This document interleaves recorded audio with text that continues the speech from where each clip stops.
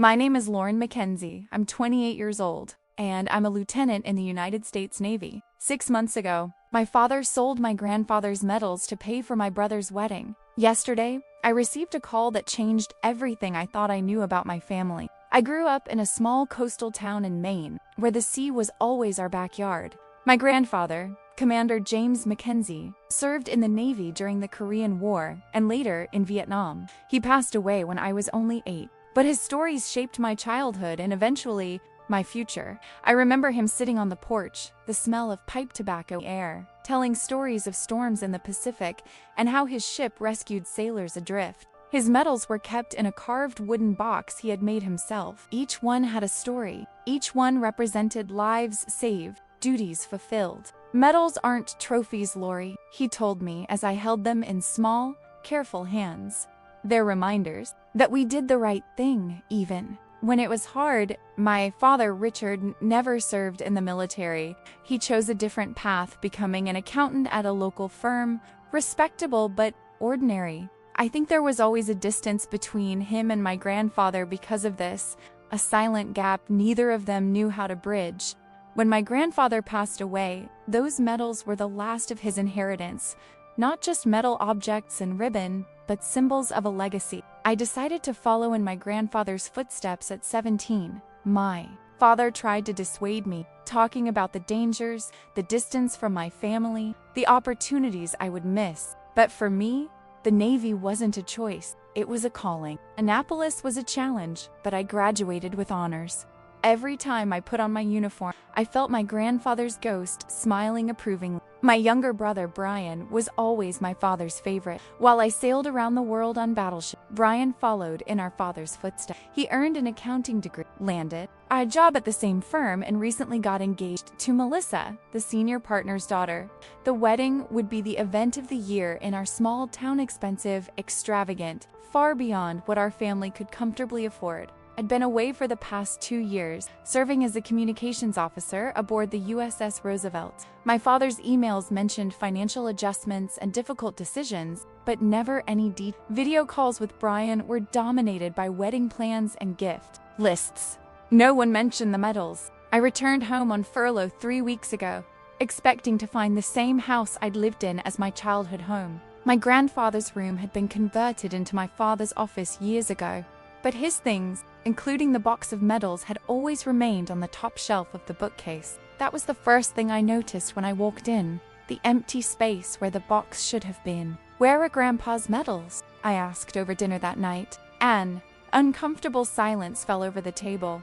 My mother, Ellen, stared at her plate. Brian studied his fork as if it held the secrets of the universe. My father cleared his throat, placed his napkin beside his plate, and looked directly at me. "Lauren, we need to be practical. Those medals were just collecting dust. Brian and Melissa deserve a good start. And the wedding? Well, the costs have increased." I felt my face heat up. "You sold Grandpa's medals to pay for Brian's wedding?" "It was a family decision," my father said firmly. "A decision I had no part in," I replied. Brian finally spoke. "Lauren, you don't understand. The venue we wanted was way over budget, and Melissa's parents ... double quotes, shut up." "Brian," I interrupted, something I'd never done before. "Those medals weren't just metal. They were Grandpa's story, our family legacy. They're objects," my father said with an exasperated sigh. "Objects that are now helping this family move forward. The medals have been with us for years. Now they're doing something useful." I left the table at that point. I spent the rest of the evening walking along the beach, listening to the waves, and trying to understand how my father could have done this. The medals included a Silver Star, awarded when my grandfather led a rescue mission under enemy fire, a Bronze Star from Vietnam, the Purple Heart he received after being wounded at sea, all sold to pay for an extravagant wedding that, I suspected, was more to impress Brian in-laws than anything else. The next few days were tense.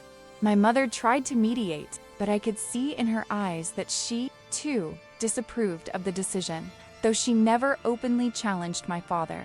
Brian alternated between awkward attempts at apology and defensive comments about how I'd always been too sensitive. My father stood firm, insisting he'd done what was best for the family. "To which family?" I asked during another heated argument. Because it seems like you sold out our family. History to please her family. Don't be dramatic, Lauren, he replied. They're just objects. Grandpa would understand. No, he wouldn't understand, she said, holding back tears. And you know it. I had decided to cut short my leave and return to work early when I received a call from an unknown number. I answered, expecting a telemarketer. I'm looking for Lauren Mackenzie, said a formal male voice. My name is Robert Harmon, and I'm a notary public in Portland. It's me, I replied. Curious. Miss Mackenzie, I'm contacting you because we recently found a sealed document in our office archives. It's an additional will from James Mackenzie, your grandfather, with specific instructions to be opened 20 years after his death, which would be ... now. My heart raced. A will? But his will was opened right after he passed away. This is a separate document, a codicil, with specific instructions regarding certain items of your property. Would it be possible for you to come to my office to discuss this matter? The next day, I drove 2 hours to Portland, my mind racing with possibility. What could my grandfather have left behind that required 20 years of waiting? And why didn't anyone in the family know about it? Robert Harmon's office was in an old building in Portland's historic downtown. He was a man in his 60s, with graying hair and a kind expression. On his desk was a faded brown folder with my grandfather's name on it. Your grandfather left very specific instructions, Harmon explained, opening the folder. This document deals exclusively with his military decorations and an accompanying chest. My stomach sank. The medals were recently sold. Harmon looked surprised. That single quotes S... problematic. Your grandfather was very clear about the importance of these medals remaining in the family. He handed me a sealed envelope, the paper yellowed with age. My name was written on the front in my grandfather's unmistakable handwriting. This one's for you, Harmon said.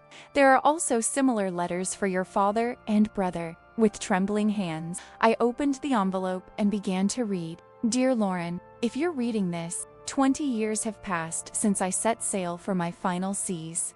I hope life has been kind to you, though I suspect you didn't choose an easy path. There's a glint in your eyes, even at 8, that I recognize, the same I've seen in sailors destined for greatness.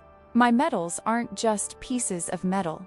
Each one tells a story that goes beyond what's recorded in military records. The Silver Star isn't about heroism, but about the 16 men we rescued that night in hostile waters. The Purple Heart reminds me not of pain, but of the nurse who saved my life and then wrote to me for 40 years. Each medal carries not only my story, but the stories of all those who crossed my path. These medals aren't mine to keep forever. They're part of a larger legacy, our family legacy. Along with this will is the location of a chest containing not only the medals, but also diaries, letters, and photographs that tell the true story behind them. I entrust you, Lauren, with the care of this legacy, not because you're the oldest or the most responsible, but because of all my descendants, I suspect you'll be the one who really understands what these medals mean. With all my love and pride, Grandpa James's tears streamed down my face as I finished reading. Harmon waited patiently, offering me a tissue. There's more, he said, handing me another document. This is the inventory of the chest and instructions on where to find it. I read it quickly, my heart racing. The trunk had been hidden in a Portland warehouse, the bill paid for 20 years. Inside were not only replicas of the medals my grandfather had arranged for official duplicates, but also historical documents, including thank you letters from the families of those he had saved, never before seen photographs from the war, and, most importantly, a diary detailing his experiences. He knew, I murmured. Somehow, he knew the medals might one day leave the family. Your grandfather was a cautious man, Harmon agreed, and extremely meticulous. There was one more document, this one addressed to my father. Harmon explained that it was a trust fund, established by my grandfather specifically to finance his grandchildren's college education and all of our wedding. The amount, compounded by 20 years of interest, was more than enough to cover Brian's extravagant wedding and much more. My father sold the medals, when all this time there was money designated precisely for Brian's wedding. Harmon nodded solemnly. Your grandfather seems to have thought of everything. There's also a letter to your father that might explain more. I left the office in a daze, carrying the folder containing the documents and letters to my father and Brian. Before returning home, I went directly to the storage room indicated in the instructions. Using the key Harmon provided, I unlocked the storage unit. There, covered by a protective tarp, sat an antique sea chest. The wood was weathered but well preserved, with the initials JM carved into the lid. With trembling hands, I opened the latch. The smell hit me. First old paper, polished metal, and a faint trace of my grandfather's pipe tobacco. Neatly arranged on top was a navy blue velvet case. I opened it and gasped. There lay perfect replicas of my grandfather's medals, gleaming as if they had just been awarded.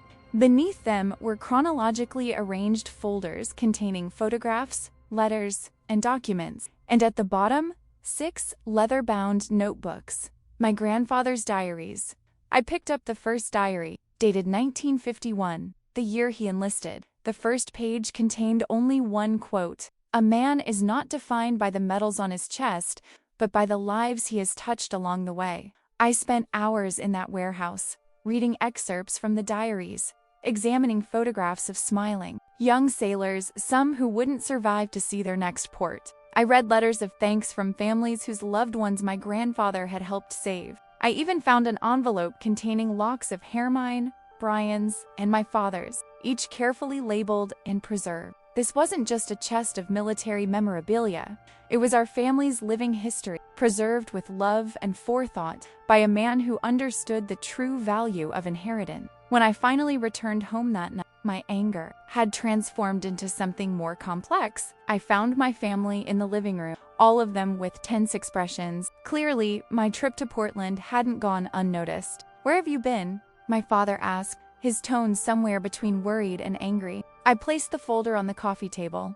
"Receiving an inheritance." For nearly an hour, I explained everything: the notary's call, the letters, the trunk, and its content. I handed my father his sealed letter, watching as he read it, his face changing from confusion to shock and, finally, deep shame. "He left money for the weddings," my father finally said, his voice barely above a whisper, "and for college." All this time, Brian read his own letter in silence, tears streaming down his face. My mother leafed through the photographs I had brought, occasionally stopping to study my grandfather's young face, so similar to my own. "We need to get the medals back," I declared. "Who bought them?" My father couldn't look me in the eye. "A private collector in Boston, Alan Thornfield. He has one of the largest private collections of military memorabilia in the Northeast. Do you have his contact information?" My father nodded slowly. "Lauren, I'm so sorry. I didn't know... It's not me you owe an apology to," I replied, more tired than angry now. "It's Grandpa, and we're going to fix this." The next day, I called Alan Thornfield. I explained the situation, how my grandfather's medals had been sold without the entire family's knowledge, how we had discovered his will, and the true meaning of the decoration. To my surprise, Thornfield listened attentively and respectfully. "Lieutenant Mackenzie," he said when I finished, "collectors like me value not only the objects, but the stories behind them. Your grandfather seems to have been a remarkable man." "He was," I confirmed. "And these medals mean so much more to our family than any monetary value." There was a long pause. Normally, I don't consider reselling items from my collection. However, this is an exceptional circumstance. If you can provide documentation verifying the story, I would be willing to return Commander Mackenzie's medals to his family for the amount I paid for them. I took a deep breath, my mind calculating rapidly. The amount would be significant, but with the trust fund uncovered, it was possible. "Mr. Thornfield, that is extremely generous. I have all the necessary documentation, including the newly discovered will."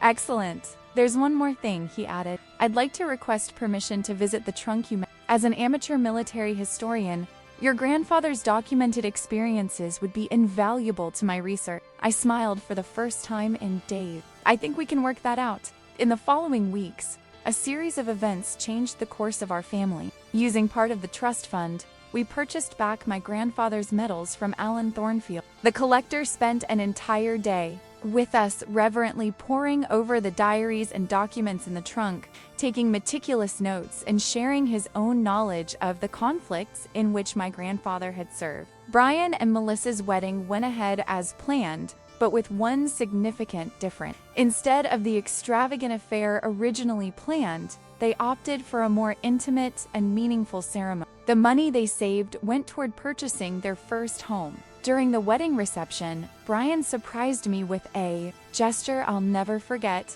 During the traditional speech, he asked for everyone's attention. "Today is supposed to be about Melissa and me," he began, holding his new wife's hand. "And it is. But it's also about family and legacy. A few weeks ago, I discovered how much I didn't know about my own." He motioned for me to join him, and I reluctantly stood up.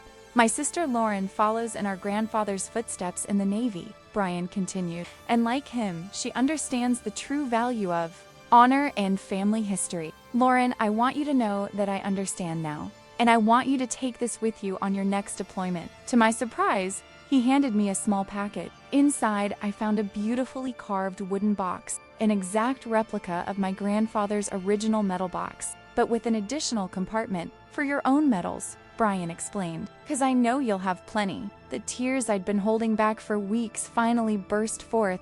I hugged my brother tightly, feeling something fundamental had shifted between us. My father, watching from his desk, looked simultaneously proud and wistful. Later that night, he found me alone on the porch, gazing at the stars.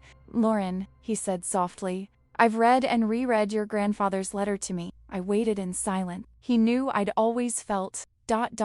inadequate compared to him. An ordinary accountant versus a decorated war hero. My father looked down at his hand. He wrote that he never wanted me to follow in his footsteps, only to find my own path with integrity, and that his greatest disappointment would be if I didn't value what truly matters in life. I nodded, remembering similar passages in the diary. Grandpa was wise, more than I ever realized, my father admitted. "Lauren, I know I can't undo what I've done, but I promise that from now on, I will be the guardian of our family legacy alongside you." "It's not just about the medals, Dad. I know that now." He hesitated. "Your grandfather said, in his letter, that you would be the only one who would truly understand." He was right. The following week, I returned to duty. In my canvas bag, I carried the restored metal box and the first of my grandfather's diary. The night before I set sail, I did something I'd been planning since we discovered the chest.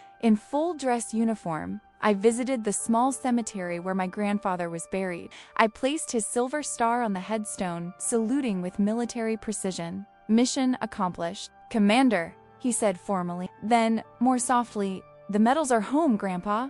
And the story continues. 6 months have passed since then, so I'm back at sea serving as executive officer on an Arla Burt-class destroyer. My grandfather's medals are safe at home, where they belong, but I carry with me something equally precious: his legacy of honor, duty, and love for family. Yesterday, I received an email from my father. He and Brian have begun a project to digitize all the diaries and documents in the trunk, creating a family archive that can never be lost or forgotten. My mother is writing a biography of my grandfather based on his letters and memoir. Alan Thornfield, the collector, kept his word and more. Impressed by the stories documented in my grandfather's journals, he contacted the United States Naval Museum. Next year, there will be a temporary exhibition highlighting the service of ordinary sailors who performed extraordinary acts, with my grandfather's story as the centerpiece. And what about me? Every day as I walk the deck of my ship, I feel my grandfather's ghost beside me, not as a haunting presence, but as a constant reminder that we are more than our individual achievements. We are the keepers of stories that precede us, and the creators of stories that will continue after we are gone. Those nearly lost medals taught me that our true legacy lies not in the objects we leave behind, but in the lives we touch and the stories we tell. As my grandfather wrote in his last journal, "The best voyages are not those that take us to distant ports, but those that bring us back to what truly matters." In a few days, our ship will participate in a joint rescue exercise with the Coast Guard. I will be in command of our team. As I prepare, I often touch the small medallion I now carry, a miniature replica of my grandfather's silver star, made into a discreet pendant I wear under my uniform. It's not the medal that matters, but the constant reminder of what it represents. The sea is calm today, the horizon clear and open with possibilities. As my grandfather used to say, a sailor never fears the unknown ocean. He only respects its power and sails with purpose. This is how I try to live now, with purpose, honoring the past as I navigate toward the future. I never imagined that a simple phone call from a notary could change so much. But then, life's best stories rarely follow the course we expect. Like seasoned sailors, we simply need to adjust our sails and keep sailing, confident that we will eventually find our way home. My grandfather's medals now occupy a place of honor in our living room in a new, purpose-built display case. Beside them is a photograph we found in the trunk. My grandfather at 28, my current age, in his Navy uniform. His face is young, but his eyes are old, like those of someone who has seen too much yet still finds reasons to smile. They say I resemble him, not just physically, but spiritually. It's the highest compliment I could receive. On my last vacation, I spent an entire week simply reading the diary, absorbing the stories of courage, loss, and camaraderie. It was like talking to my grandfather again, this time as an adult and a fellow soldier. I discovered details about his missions that had never been shared with the family, moments of doubt, difficult decisions made under extreme pressure,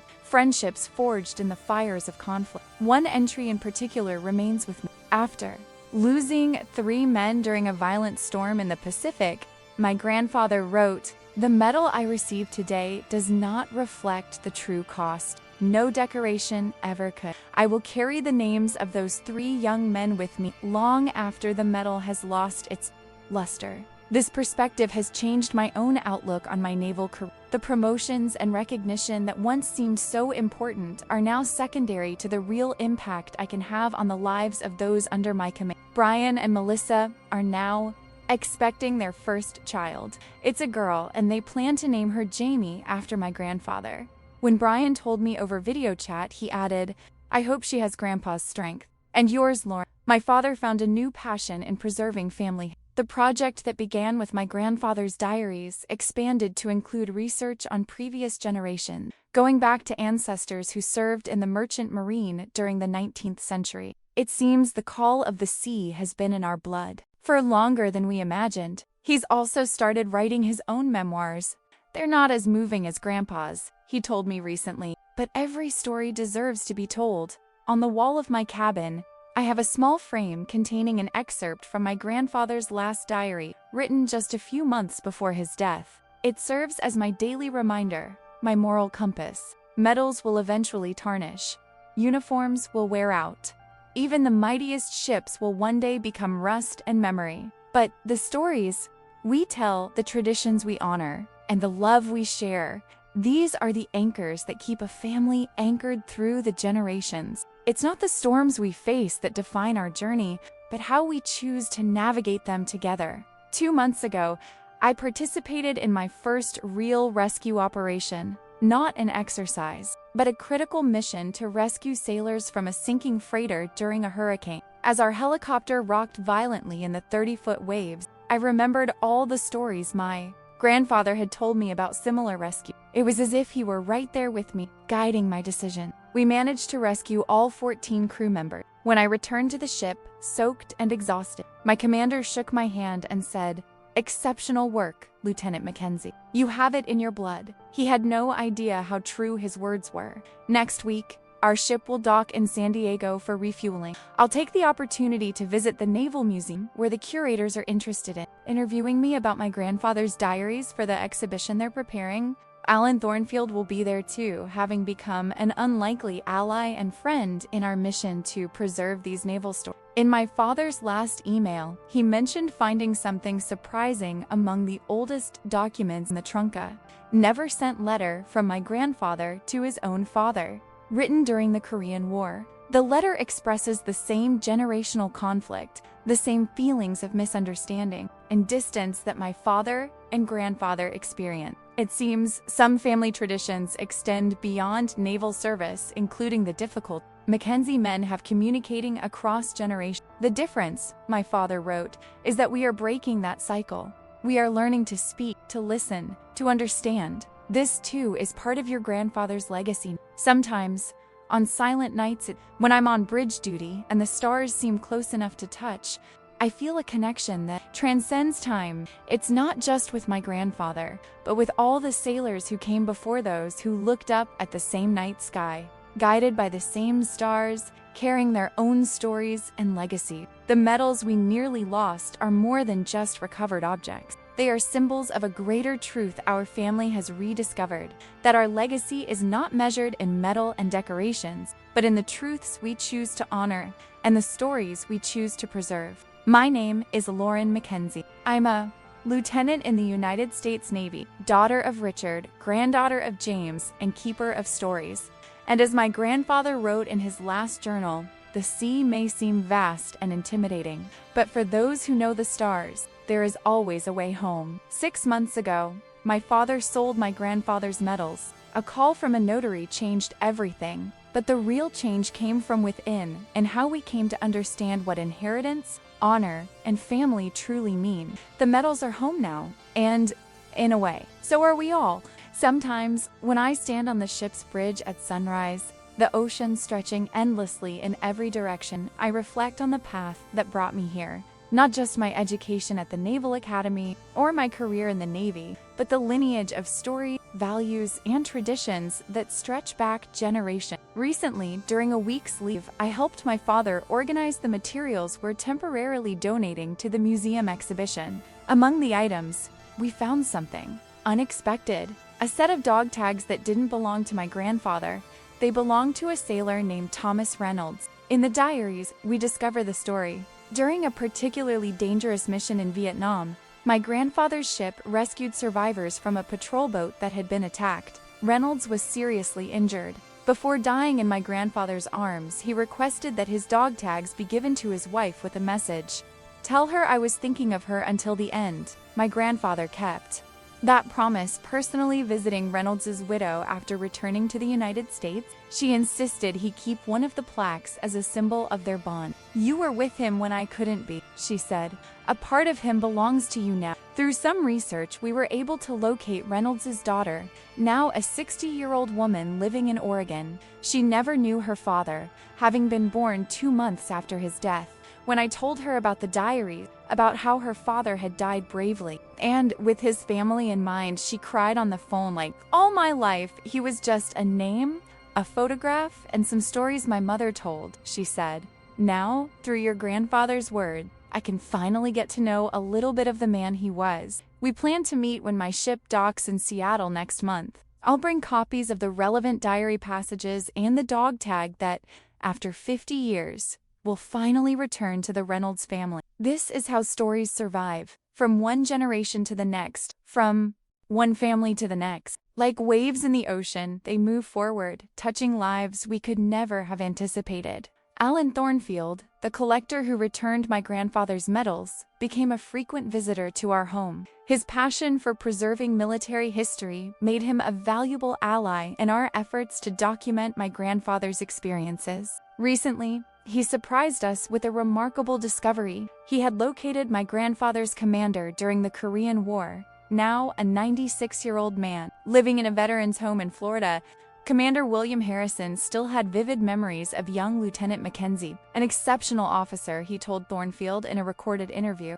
He had a natural instinct for the sea and an unwavering commitment to his men. That Silver Star? Well deserved. He risked everything that night to bring those sailors back. Hearing these words from someone who actually served with my grandfather gave a new dimension to the stories we knew only through the diaries. It was an external confirmation of the man we thought we knew. Brian surprised us all with his growing interest in family history. He, who had always seemed so focused solely on his future, now spent hours digitizing old photographs and transcribing letters. "I want my daughter to grow up knowing where she comes from," he explained. "I want her to understand that she's part of something bigger." The relationship between my father and me has also evolved. The tensions that had existed for years, his incomprehension of my desire to serve, my resentment of his choices have gradually been replaced by a new understanding. We are not equals, never will be, but now there is respect where before there was only frustration. During my last phone call home, my dad shared something he'd never mentioned before. You know, Lauren, when you were little, Grandpa used to say you had the soul of a sailor. I didn't understand what he meant at the time. I feared it meant you'd choose a life of danger and distance like he did. Now I realize it was a compliment of the highest order. I smiled into the phone, imagining my grandfather watching the little girl I was, recognizing something in me that I myself didn't even know yet. "And what do you think now, Dad?" "I think he was right," my father replied, "and that he couldn't be more proud of you, just as I am." The exhibition at the Naval Museum is scheduled to open in 3 months. It will be titled Beyond the Medals, the untold stories of naval courage, my grandfather's experiences, will be presented alongside those of other sailors whose acts of bravery and sacrifice often go unnoticed in the grand historical narratives. My mother, always the quietest member of our family, found her own voice in this project. Her research skills proved invaluable in organizing and contextualizing the material. "I spent 40 years married to the son of a war hero," she told me recently, "but I never really understood what that meant until now."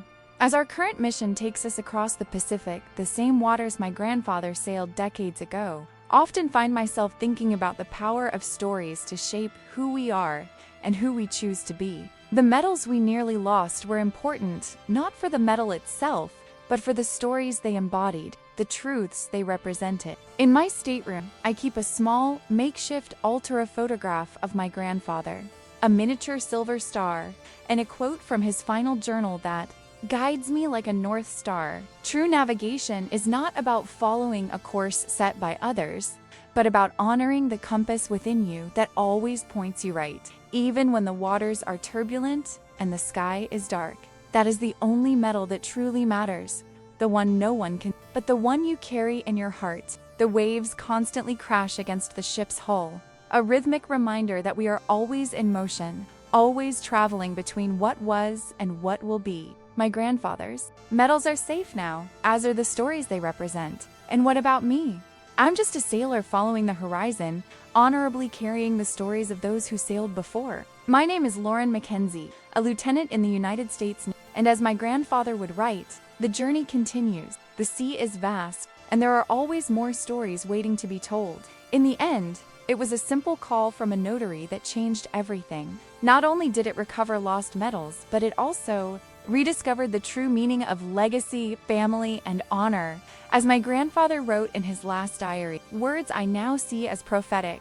The objects we leave behind are merely symbols. True legacy lives in the stories we tell and the values we pass on. And so the story continued, passing from generation to generation, like the sea itself, always moving, always changing, always connecting those who came before with those who are yet to come. With each new dawn on the ocean, I feel closer to my grandfather, not just because of the uniform I wear or the ship I serve on, but because of the deeper understanding of what it means to carry a story greater than ourselves. The medals are home now, where they belong. But the true treasure we found was the understanding that our lives are just chapters in a much larger story. A story of courage, honor, and above all, love for family and the sea that unites us across generations. As the guardian of these stories, I will continue sailing, keeping my eyes on the horizon and my heart anchored in the truth so I have learned. Because, as my grandfather wrote, a true sailor never fears the unknown,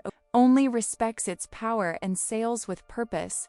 And my purpose has never been clear. Last week, our ship, the USS Roosevelt, completed its Pacific deployment, and we received orders to return to Norfolk, our home base. As I surveyed the horizon from the deck, I felt that familiar mix of emotions that accompany the end of a deployment relief. To return home, nostalgia for the experiences I'd had, and a certain unease about what lay ahead. The ever-moving ocean seemed to mirror my state of mind. On the return trip, I received a notification that would change the course of my career. I had been selected for a special advanced training program reserved for officers with exceptional leadership potential. My commanding officer, Captain Richard, called me into his office to personally congratulate me. Mackenzie, few officers get this opportunity, he said, his normally stern face showing a rare smile. The program is intense 6 months of tactical and strategic training, followed by a special assignment. I'm proud of you. Thank you, sir, I replied, feeling the weight of responsibility. May I ask why I was selected? Captain Richard stood and walked to his cabin window, looking out over the vast ocean. Your service record speaks for itself, of course. That rescue during the hurricane demonstrated your leadership under extreme pressure, but he hesitated. I believe there was another factor. He opened a drawer and took out a thin file. I received this a few weeks ago.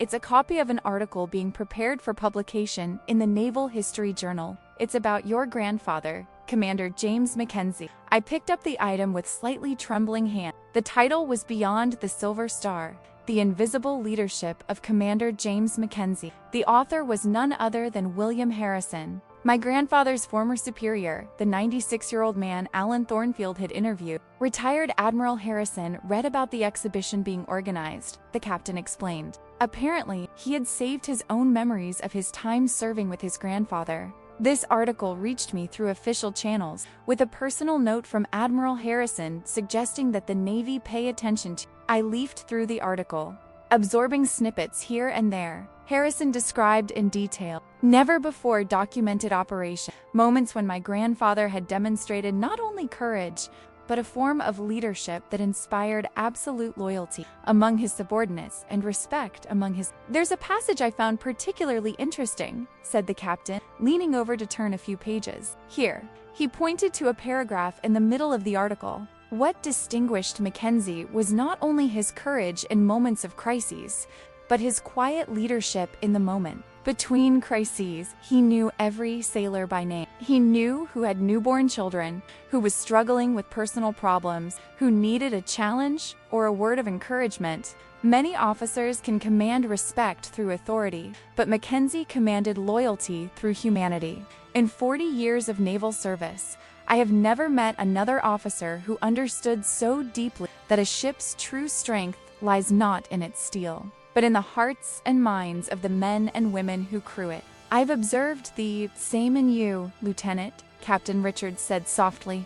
It's not just about following regulations or demonstrating technical competence. It's about how you connect with your team, how you build trust, how you lead not just with orders, but with example and empathy. The Mackenzie leadership DNA apparently remains strong. I returned to my cabin that night with much to think about. The training program would begin in just a month. It would mean postponing my planned visit to the Naval Museum for the exhibition opening. It would mean postponing many things, but it also represented an opportunity to grow as an officer and a leader.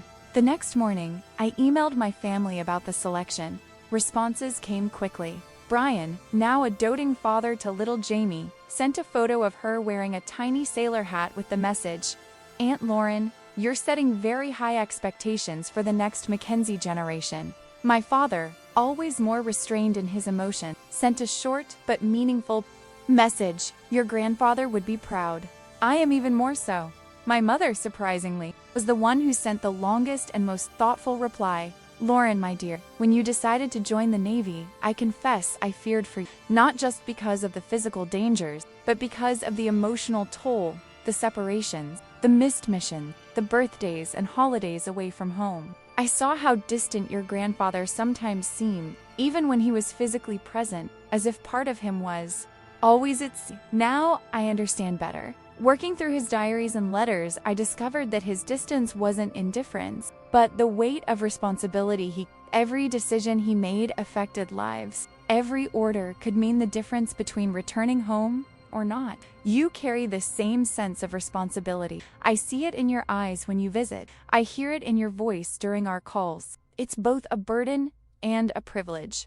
I just want you to know that as you navigate this new phase of your career, we're proud of who you are, not just what you accomplish. Medals and promotions are wonderful, but we love the woman behind the uniform, her integrity, her compassion, her strength. Your grandfather used to say that a sailor needs a North Star, something immutable to guide him when all other references disappear. Let the love of your family be your North Star, my dear.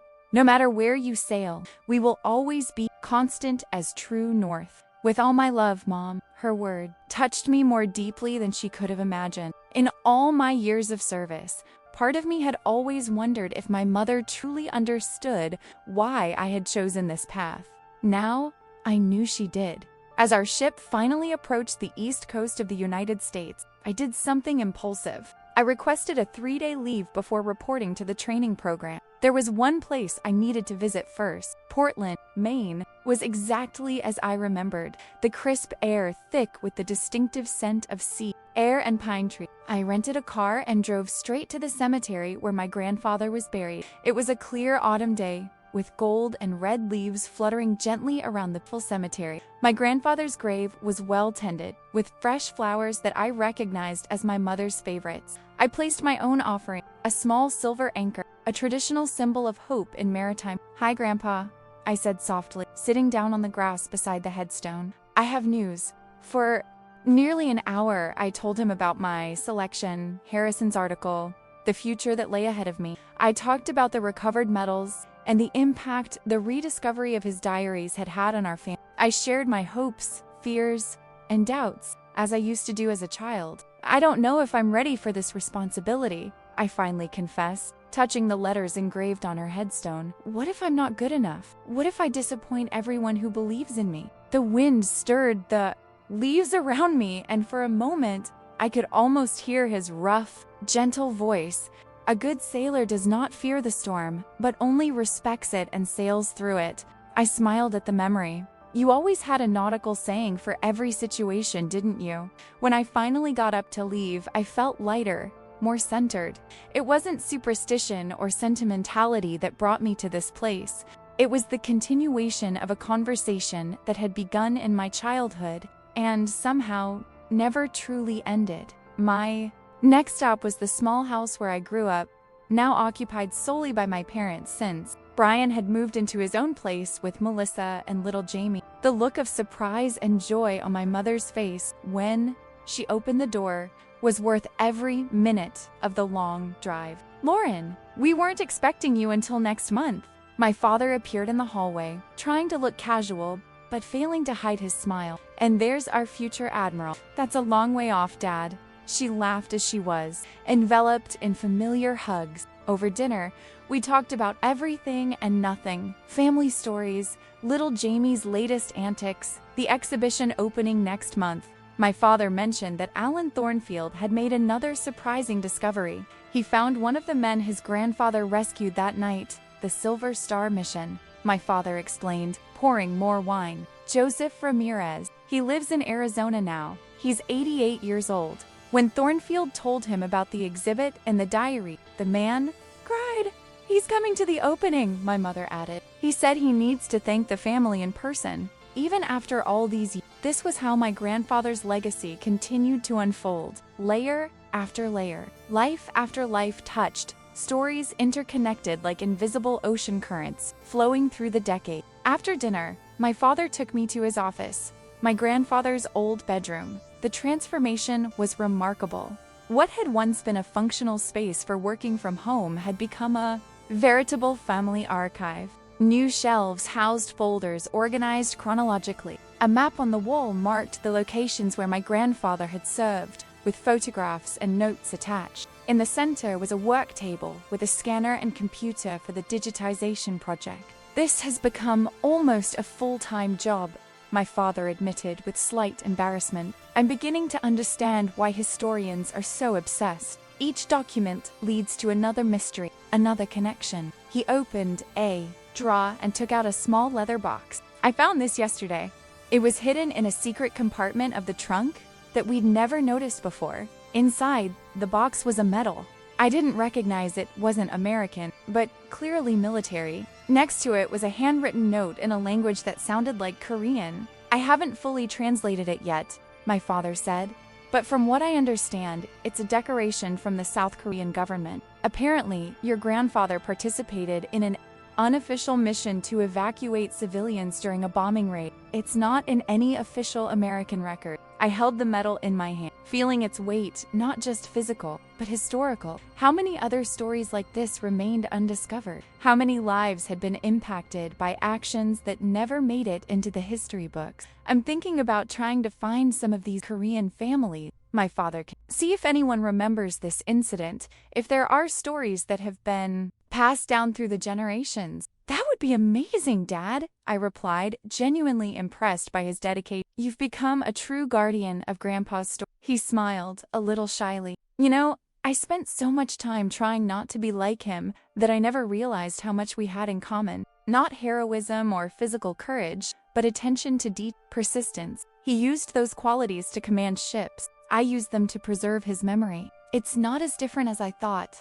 The next morning, I visited Brian, Melissa, and little Jamie in their new home. My niece, just 7 months old, already showed signs of the Mackenzie family's strong personality. Her blue eyes, the same as my grandfather's, and mine, watched everything with voracious curiosity. She loves the ocean, Melissa said as Jamie played on the rug. Brian took her to the beach for the first time last month, and she was mesmerized by the wave. She didn't cry once, just stared at the water with this serious expression, like she was trying to decipher the ocean's secrets. The Mackenzie blood speaks louder. Brian joked, but there was a note of pride in his voice. We'll probably have another sailor in the family. It's still too early to decide her future. I reminded her, though secretly delighted at the idea that the naval tradition could continue. The important thing is that she grows up knowing these, understanding where she comes from. Brian nodded, suddenly serious. Lauren, I need to show you something. He led me to the baby's room, decorated in soft blues and greens. On one wall was a hand-painted mural, a ship sailing under a starry sky, with the constellation Ursa Minor clearly visible.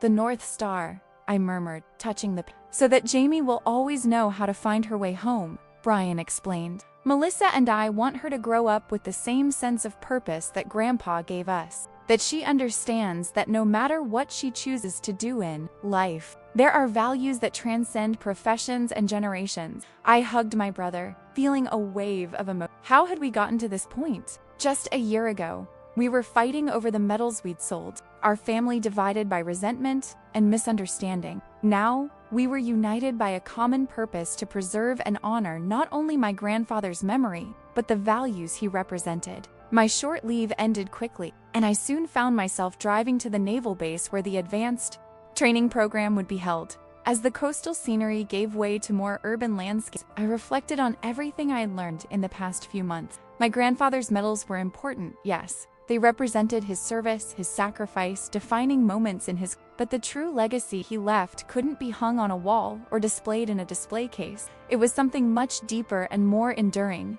The values that now guided 3 generations of the Mackenzie family. Honor, integrity, compassion, courage, family. These were the true medals he left us, not made of metal and ribbon, but forged from lived experiences and shared stories, polished by time and passed down as priceless treasure. As I approached the naval base gates, I adjusted my uniform and straightened my shoulders. I carried more than my own accomplishments and ambitions in this moment. I carried a legacy, not as a burden, but as a guiding light. Very well, Grandpa, I muttered to myself as I presented my identification to the gate guard.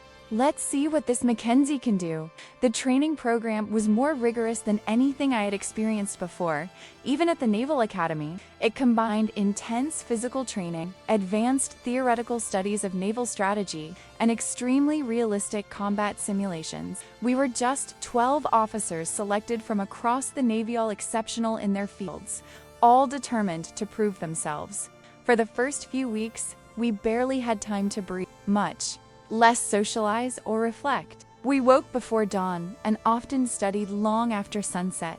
Every aspect of our performance was constantly evaluated and critically scrutinized. It was during a particularly stressful hostage rescue simulation that I encountered my first major challenge.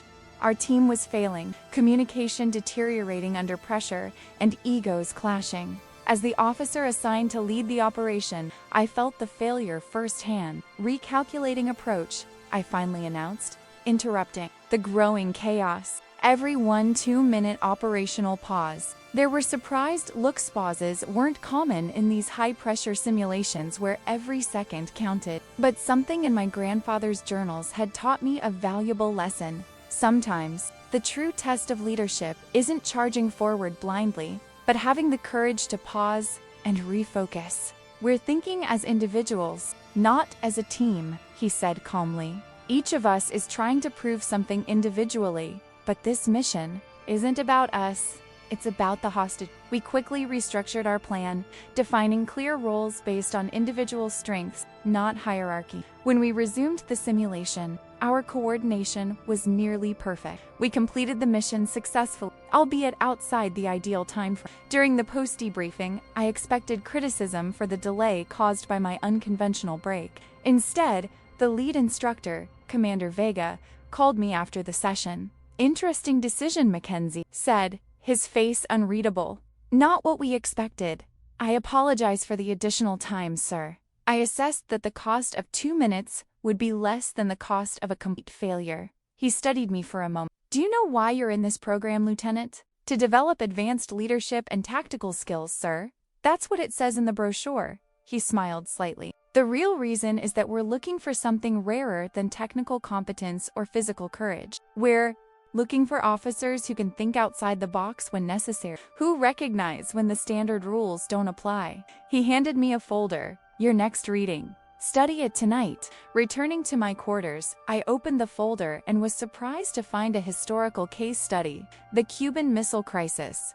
It wasn't standard naval material, but a detailed analysis of leadership decisions made in moments of extreme tension. In the following weeks, more similar case studies appeared. The Dunkirk evacuation, the USS Pueblo incident, diplomatic and military crises where conventional leadership had failed or triumphed in extraordinary circumstances. I gradually realized that this program was not only training us to be more effective officers within the existing system, but preparing us for times when we might need to question that same system for the greater good. During this intense period of training, I maintained regular contact with my family. Preparations for the museum exhibition continued, with Alan Thornfield sending frequent updates. Public interest was growing, especially after my grandfather's story was mentioned on a popular military history podcast. "You won't believe this," my father wrote in an enthusiastic email. "A documentary production company has contacted me. They're interested in making a film about Grandpa and the other sailors featured in the exhibition. They want to interview the whole family." The idea that my grandfather's story could reach an even wider audience was thrilling, but also slightly uncomfortable. There was something intimate and personal about our family's memory preservation project. Turning it into public entertainment seemed too commercial. I shared my concerns with my father, who surprisingly agreed. "We're already negotiating very specific terms," he replied. "Editorial control. A focus on missions and historical impact, not fabricated drama. If we can't maintain the integrity of Grandpa's story, there will be no documentary." It was comforting to see my father, the former practicing accountant, now as protective of my grandfather's legacy as I always was. Halfway through the training program, I received an unexpected call from Commander Vega. "Mackenzie, I have a visitor who would like to meet you." My office, 1400 hours. When I arrived, I found Commander Vega chatting animatedly with an elderly man in a wheelchair, tall, thin, with perfectly combed white hair and piercing blue eyes that seemed to assess everything around him. Even without his uniform covered in medals and rank insignia, I would have recognized him immediately from the historical portraits I'd studied. "Lieutenant Lauren Mackenzie," Vega introduced formally. "It is an honor to introduce you to Admiral William Harrison." I was momentarily speechless. This was the man who had served with my grandfather more than 6 decades ago, the author of the article that had helped spur my selection into the program. Now 96 years old, he had traveled all the way here to meet me. "Admiral Harrison," I finally managed, saluting with impeccable precision. "It's an honor, sir." "No formalities, Lieutenant," he smiled, his voice surprisingly strong for someone his age. "I haven't worn a uniform in longer than you've been alive. I came here as an old sailor who served with your grandfather. Nothing more." Commander Vega discreetly left us alone, and Harrison gestured for me to sit down. "You look like him," Harrison said, studying intently, not just physically though, there's that too. It's something in the eyes, a certain ... determination. Did you really come all this way just to meet me? Harrison smiled. Don't be so modest, Lieutenant. I came because when I learned about the diaries and the trunk, I knew your grandfather's story. Our story would finally be told properly. And because when I heard about you following in his footsteps, I felt the circle had somehow come full circle. He took an envelope from his jacket pocket. I brought you something. Or rather, I'm returning something that belongs. Inside the envelope was a black and white photograph, yellowed with. It showed two young naval officers smiling side by side on a ship's deck, the endless ocean stretching out behind. Your grandfather and I, 1953, Harrison. This was taken the day before the Silver Star mission. No one knew what the next day would bring, of course. We were just two young officers doing our jobs, trying not to show how scared we were.